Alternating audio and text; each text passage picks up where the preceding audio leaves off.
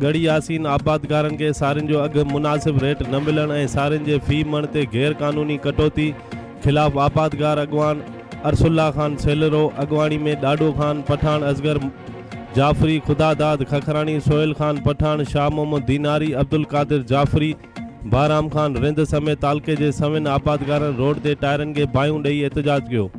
उन मौक़े ते अरसला सेलरो ॾाॾो खान पठान असगर जाफ़री खुदादाद खखरानी ऐं ॿियनि धाईंदे चयो त गढ़ी यासीन ऐं शिकारपुर सारियुनि जा वापारी 6 नंबर सारियुनि जो अघु 800 ऐं सुपर जो अघु 1500 खां 1800 ॾेई रहिया आहिनि, जेको ज़ुल्म ऐं सारियुनि जो फी मण ते 1 किलो खां 2 किलो गैर क़ानूनी कटौती करे रहिया आहिनि।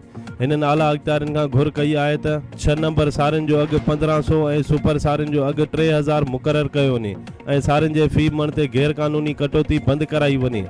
आबादगारनि खे इंसाफ़ ॾिनो वञे, ॿी सूरत में एहतजाज जो दायरो वधायो वेंदो। रिपोर्ट अज़हर मीरानी गढ़ी यासीन। उहा कणिक असां आबादगारनि खां 1100 रुपए में ख़रीद कयूं, अॼु उहा कणिक 1700 रुपया 1800 रुपया मण लॻी पई।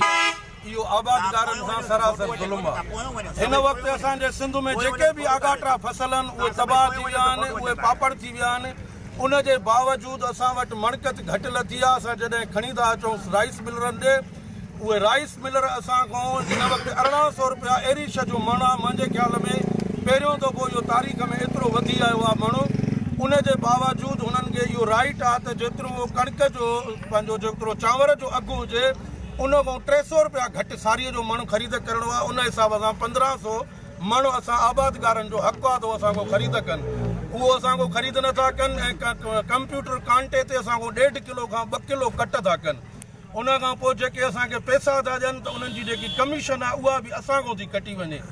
उन खां पोइ जेके असां वटि हिकिड़ी माफ़िया आहे, जेके ज़ख़ीरा अंदोज़ आहिनि, उहे असां आबादगारनि खां जेको आहे सारियूं ख़रीद करे उहे स्टॉक करे रखनि था, जीअं पोइ 5-15 ॾींहंनि खां पोइ महांगियूं थियनि थियूं उहे खपाइनि था। हाणे भाण तव्हां ॾिसो DAP केॾो महांगो थी वियो आहे, यूरिया केॾो महांगो थी वियो आहे। असां वटि ग़रीब माण्हूअ जी इहा हालत आहे जो उन्हनि जा बच्चा झोलनि में मरनि था कुते जे चक में।